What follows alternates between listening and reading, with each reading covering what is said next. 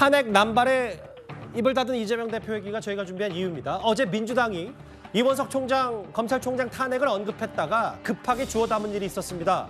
일선 검사에서부터 이원석 총장까지 탄핵 카드를 남발한다는 지적이 꽤 만만치가 않은데요. 어제 오늘 한동훈 장관도 꽤 수위를 높은 공세를 폈습니다. 민주당은 이제 정말 하루에 한 명씩 탄핵 추진하는 것 같습니다. 정부 측에는 위헌 정당 심판 청구가 있습니다. 만약에 법무부가 자유민주주의를 파괴했다는 이유로 더불어 민주당에 대한 위헌 정당 심판을 청구하면 어떨 것 같습니까? 어제 장관님께서 그 위헌 정당 심판 청구에 대한 언급을 하셨어요. 그래서 검찰 독재다, 아니면 부적절한 발언이다라는 비판이 나왔는데 어떻게 생각하십니까? 탄핵은 가벼운 제도고 위헌 정당 해산 심판은 무거운 제도입니까? 둘 다 민주주의 파괴를 막기 위한 아주 극단적이고 무거운 최후의 수단입니다. 국민들에게 큰 영향을 미치는 수단이죠. 기각되고 뻔히 알면서 대충 탄핵 리스트 만들어서 막 던지는 분들이 그런 말씀하시는 건 이상합니다. 어떻게 위헌 정당 심판 청구를 법무부 장관이 언급할 수 있냐. 오늘 민주당에서 비판 목소리가 나오니까 한 장관이 이렇게 얘기했어요. 그러면 탄핵은 가벼운 제도고 위헌 정당 심판은 무거운 제도냐. 둘 다 극단적인 수단 아니냐. 어떻게 좀 보셨습니까? 사실은 탄핵이라는 제도가 그 노무현 전 대통령에 대한 탄핵, 그게 이제 한 번 있었죠. 사실 그 전까지는 탄핵이라는 거 이름도 거론하기가 굉장히 어려웠습니다.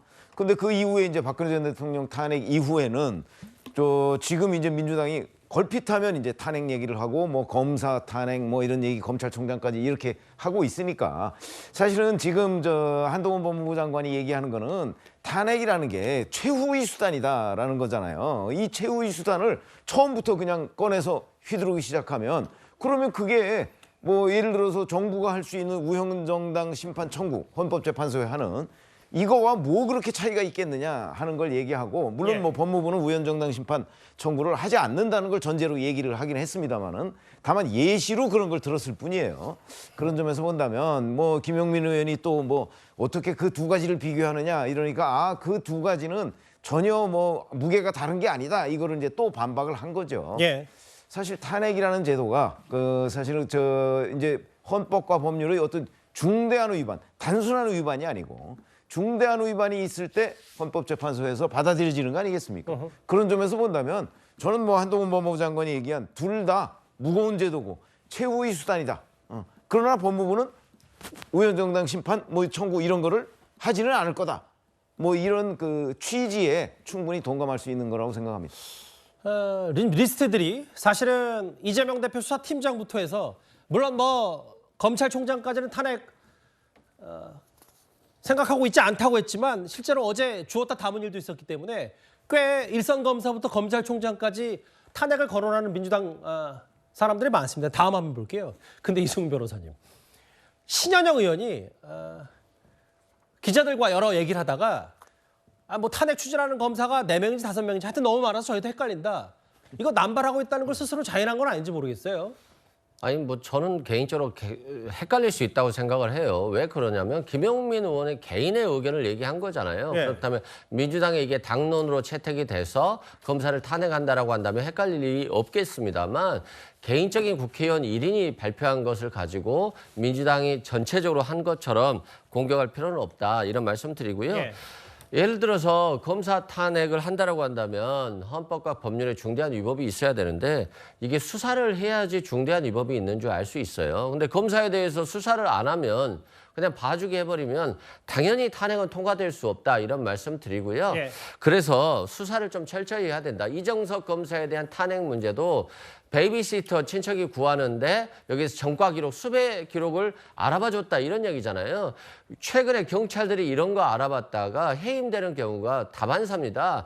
그러면 당연히 여기도 수사를 해서 사실관계가 확인되면 이정석 검사도 옷 벗고 재판받아야 돼요. 근데 이 부분에 대해서 수사가 빨리 진행되지 않는다는 게 결국에는 수사를 안 할 바에는 정치적인 탄핵으로 가자 이런 것이거든요. 그래서 좀 윤석열 정부에서 검찰이 빨리 야당만 수사하지 말고 검사에 대해서도 문제가 발생하면 빨리 수사하고 여당 인사에 대해서도 수사를 빨리 한다라고 한다면 야당이 탄핵 얘기할 필요가 없다. 그리고 말끝마다 탄핵 한다고 하는데 지금까지 민주당에서 탄핵한 사람은 이상민 행안부 장관밖에 없어요. 이상민 행안부 장관과 같이 12구 이런 이태원 참사 때도 책임지는 사람이 아무도 없었잖아요. 해임 건의에도 대통령이 그냥 그대로 받아서 알겠습니다. 해임 예. 건의 안 받아들이고 결국에는 어쩔 수 없이 정치적인 탄핵을 하는 겁니다. 최소한 정부에게 책임을 지우겠다는 것이지 이게 이 탄핵이 기각됐으니까 민주당이 잘못한 거야.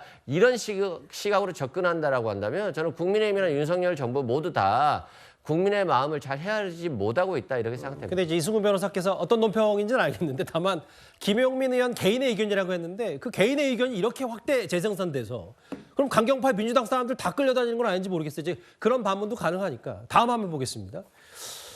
근데 이런 검사 탄핵 난발에 대해서 재심 전문 변호사로 잘 나르는 박준현 변호사 쓴소리를 했는데 해당 검사 뭐 탄핵을 민주당이 추진하는 검사 중에 이 인물도 있나 봐요. 피해자의 눈물 닦아주는 진짜 검사다.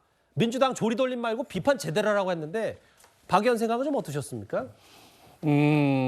아마 박준영 변호사가 맡았던 재심 사건에서 해당 검사가 피해자들의 입장에 서서 또 피해자들의 권리 구제를 받도록 하는데 진정성 있는 그런 역할을 했던 게 아닌가 싶어요. 그래서 이제 피해자 눈물 닦아준 진짜 검사다 때문에 종합적으로 보고 민주당에서 평가를 하고 뭐 판단을 해야지 어느 한 측면만 가지고서 저렇게 탄핵 조리돌림하는 거 바람직하지 않다 이런 비판인데 어쨌든 저건 박준영 변호사 개인의 의견이나 생각일 수 있고요. 저 해당 부장검사에 대해서 김건희 여사 일가 봐주기 수사 대가로 영전을 했다. 근데 이런 이유에서 탄핵을 추진한다고 하는데 봐주기 수사 대가로 영전했다는 것은 어쨌든 민주당이 의심하는 바고 추측하는 바인데 그걸 이제 이 직무를 수행함에 있어 헌법과 법률 위반, 그것도 중대한 헌법과 법률 위반이라고 볼 수 있는지 이게 이제 굉장히 애매한 거죠. 그렇죠. 그러니까 지금 이 탄핵이라는 거는 어쨌든 최후의 그 카드라는 거는 뭐 우리가 부정할 수가 없고 공직자가 공무를 수행함에 있어서 헌법과 법률을 아주 심대하게 위반했을 때 그 탄핵 카드를 쓰는 건데 지금 민주당은 검찰의 법 집행이 현저하게 지금 형평성을 잃고 민주당을 향해서만 정치적인 수사를 하고 있기 때문에 우리는 이렇게라도 대응을 해야 되겠다라는 차원에서 이제 탄핵을 거론하고 또 일부는 실행하고 있는데 심정은 알겠어요. 근데 이제 탄핵이라는 카드를 그렇게 남발을 하게 되면 정작 그 제도가 갖고 있는 무거운 취지가 굉장히 좀 왜곡될 우려가 있고 이제 국민들이 보기에는 뭐 민주당은 무슨 일만 있으면 탄핵을 얘기하냐. 그리고 헌법재판소 갔는데 그게 헌법재판소에서 이게 수용이 안 되면 결국에 그냥 정치적인 탄핵 이 카드를 계속 뽑아드는 이상민 장관도 9대0 나왔죠. 예. 그건 바람직하지 않죠. 그런데다가 앞서 이제 김용민 의원 개인의 의견이다. 그러니까 당내에 뭔가 이게 메시지 관리가 안 되는 느낌이 있어요. 예. 그래서 원내대표가 됐든 당대표가 됐든 국무위원 등에 대해서 공직자에 대해서 탄핵을 얘기한다면 굉장히 엄중하게 해야 되는데 그런 엄중함이 지금 보이지 않는다는 게 가장 큰 문제인 것 같습니다. 예.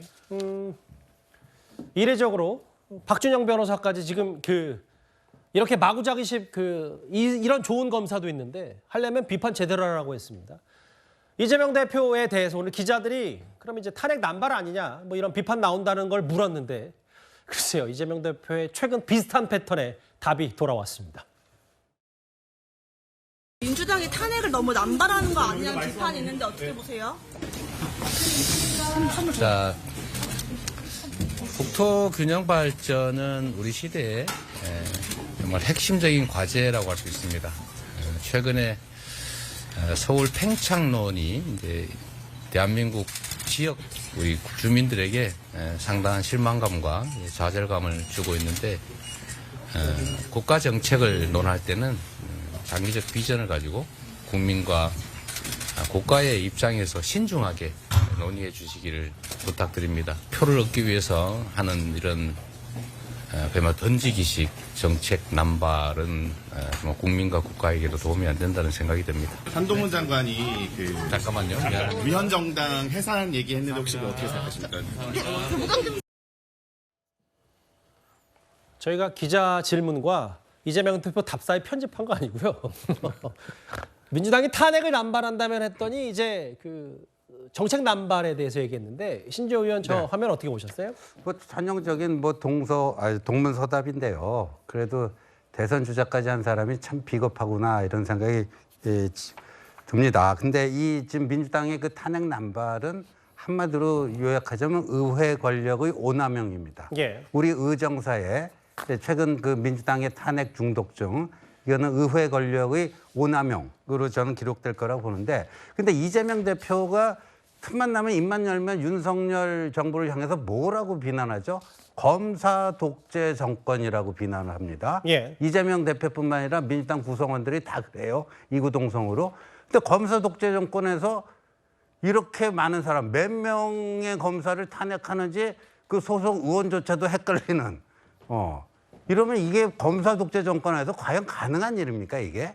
그렇다면은 탄핵하고 싶으면 얼마든지 하세요. 그 정도 뭐 의회 그 의석수를 갖고 있으니까 힘자랑 못 해갖고만 안달이 난 것 같은데 그렇지만 최소한의 양심이 있다면 검사 독재 정권이란 말은 좀 거둬야 되지 않느냐. 이것도 하면서 또 검사 독재 정권이라고 욕하는 거는 그 초딩 수준의 논리력도 안 되는 겁니다. 예. 개인적인 시각을 좀 세게 말씀하셨는데 사실은 홍익표 원내대표는 민주당에서 이원석 총장 탄핵을 논의한 적이 없다고 했는데 한 장관 이상한 장관이라는 표현까지 일부 김어준 씨 방송에 나가서 얘기한 모양입니다. 그런데 김용민 의원 사실 최근에 꽤 거친 발언들을 좀 했었습니다. 이원석 검찰총장의 특수부 검사 지키기는 마치 군부 독재 시절 하나회의 모습을 보는 것 같습니다. 그러나 군부 독재가 무너졌듯 국민을 이기는 권력은 없습니다. 윤석열 대통령도 이원석 검찰총장을 해임하거나 적어도 공개 경고라도 하기 바랍니다.